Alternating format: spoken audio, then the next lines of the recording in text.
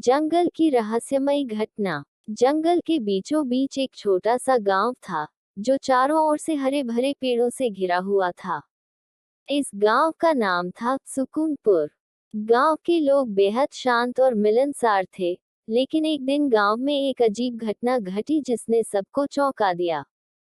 गांव के पास ही एक घना जंगल था, जिसमें तरह तरह के जानवर रहते थे। गांव के लोग अक्सर वहां शिकार करने जाते थे, लेकिन एक दिन गांव के मुखिया रामू काका ने जंगल में एक अजीब आवाज सुनी। वे डर गए और तुरंत गांव वापस आ गए। उन्होंने गांव वालों को बताया कि उन्होंने जंगल में एक भयानक चीख सुनी है।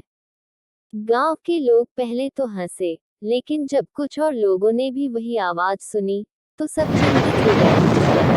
गांव में चर्चा होने लगी कि जंगल में कोई रहस्यमयी शक्ति है। कुछ लोगों ने इसे भूत प्रेत का नाम दिया, तो कुछ ने इसे कोई बड़ी जंगली जानवर बताया। रामू काका ने गांव वासियों को समझाया कि हमें डरना नहीं चाहिए और इस रहस्य का पता लगाना चाहिए। उन्होंने कुछ युवाओं को साथ लेकर जंगल में जाने का फैसला किया। वे सब अपने अपने हथियार लेकर जंगल की ओर चल पड़े। जंगल में घुसते ही उन्होंने वही भयानक आवाज फिर से सुनी। सभी डर के मारे रुक गए, लेकिन रामू काका ने हिम्मत नहीं हारी। वे धीरे धीरे आवाज की ओर बढ़ने लगे। जब वे आवाज के पास पहुंचे, तो उन्होंने देखा कि एक बड़ा सा अजगर एक पेड़ के नीचे लिपटा हुआ है और चीख रहा है।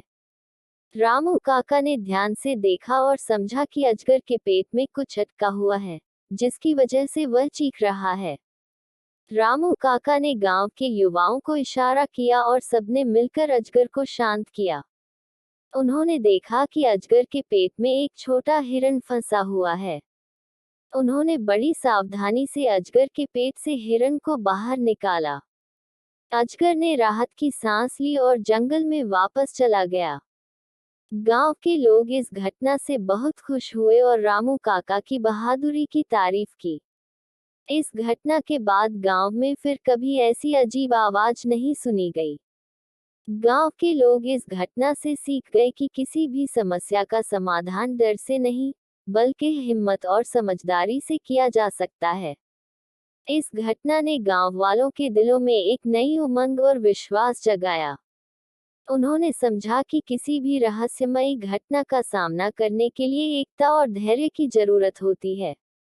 रामू काका की बहादुरी और युवाओं की मदद से गांव में शांति लौट आई। इस घटना के बाद गांव के लोग और भी ज्यादा एकजुट हो गए। उन्होंने जंगल में जाने से पहले एक टीम बनाने का नियम बना लिया ताकि कोई भी ऐसी घटना फिर से न हो सके। गांव के बच्चों ने भी इस घटना से बहुत कुछ सीखा। वे अब समझ गए थे कि डरकर भागने से समस्या हल नहीं होती, बल्कि मिलजुल कर और समझदारी से काम करने से हर मुश्किल का हल निकल सकता है।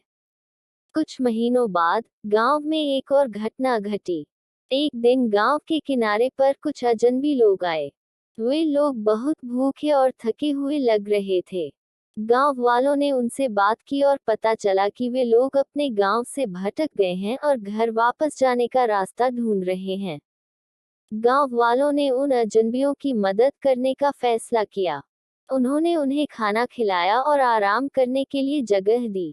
अगले दिन रामू काका और कुछ युवा उन अजनबियों को उनके गांव तक पहुंचाने के लिए तैयार हो गए। रास्ते में एक बार फिर से वे जंगल से होकर गुजरे।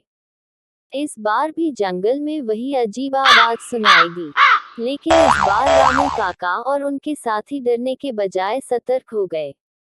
उन्होंने ध्यान से सुना और समझा कि यह आवाज कहीं और से आ रही है।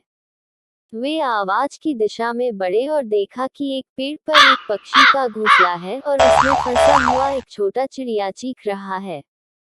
रामू काका और उनके साथियों ने मिलकर उस चिड़िया को घोंसले से बाहर निकाला और उसे आजाद किया।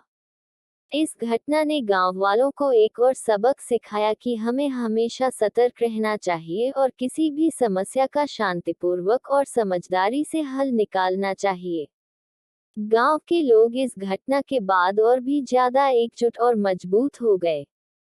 उन्होंने एक दूसरे की मदद करने और हर समस्या का हल मिलकर निकालने का संकल्प लिया। सुकूनपुर गांव एक मिसाल बन गया कि कैसे एकता, धैर्य और हिम्मत से किसी भी मुश्किल का सामना किया जा सकता है। इस कहानी से हमें ये सीख मिलती है कि डरकर भागने से बेहतर है मिलकर हर मुश्किल का डटकर सामना करना।